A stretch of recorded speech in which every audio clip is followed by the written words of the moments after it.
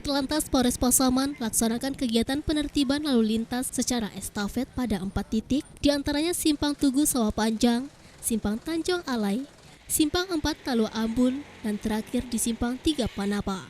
Dalam operasi selain memeriksa kelengkapan kendaraan pribadi, roda 2 dan roda 4, petugas di lapangan juga melakukan pemeriksaan pada kendaraan umum yang melintas.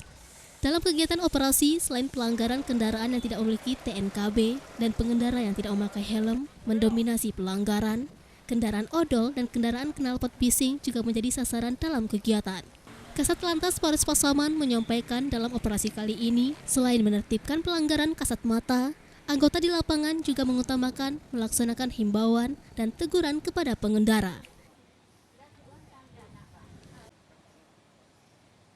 Ya, secara hunting, di mana kegiatan Raja Hunting ini kita antisipasi yang pertama terjadinya balap liar, knalpot racing, kendaraan yang tidak menggunakan TNKB, habis itu kendaraan yang bermuatan lebih atau odol, over dimensi overload. Kemudian kita menertibkan juga pengguna kendaraan sepeda motor yang tidak menggunakan helm. Ya, kita hunting tadi dari Simpang Tugu, Simpang Tanjung Alai, Simpang Pepas Dalam. Ini udah titik yang keempat ya di Simpang Raya. Dari Pasaman, Sumatera Barat, Ari Yohanes, iNews melaporkan.